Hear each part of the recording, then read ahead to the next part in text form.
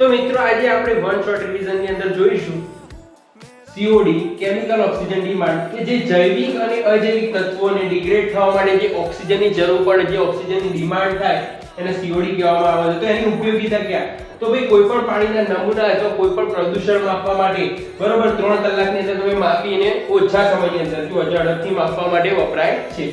બરોબર. Industrial waste water નું પ્રદૂષણ માપવા માટે, CPCB અને GPCB ના ધોરણો ચકાસવા માટે વપરાય.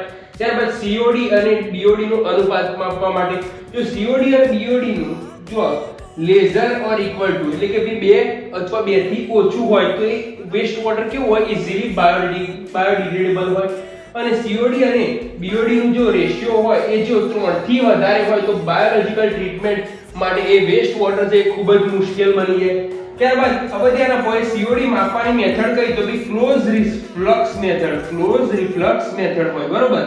તો એની અંદર શું કરવાનું? સેમ્પલ લેવાનું K2Cr2 7 બરોબર, K2Cr2O 7 વડે એને શું એની અંદર નાખવાનું. ત્યારબાદ એની અંદર ઇન્ડિકેટર વપરાશે ફેરોઇન, એની અંદર H2SO4 વડે એસિડિફાઈ કરાશે. બરોબર મિત્રો. ત્યારબાદ તેની અંદર કેટાલિસ્ટ તરીકે મર્ક્યુરી સલ્ફેટ બરોબર એટલે HgSO4 અને AgSO4 સિલ્વર સલ્ફેટ વપરાશે. ક્લોરાઇડ એ મર્ક્યુરી સલ્ફેટ દૂર કરશે અને AgSO4 છે એ ઓક્સિડેશન કરશે. ફેરોઇન છે બરોબર, ફેરોઇન એ શું કરશે તો ભઈ પહેલા બ્લુ ગ્રીન રંગ હશે, એ શું છે એના એન્ડ પોઈન્ટ ઉપર રેડિશ બ્રાઉન રંગ આપશે અને એને ફેરસ એમોનિયમ સલ્ફેટ એટલે કે FAS વડે રિફ્લક્સ કરવામાં આવે છે. હવે એની મર્યાદાઓ જોઈ લઈએ મિત્રો. મર્યાદાઓની અંદર તમે જુઓ, સ્વીકૃત મર્યાદામાં જુઓ તો જુઓ શું કહે છે?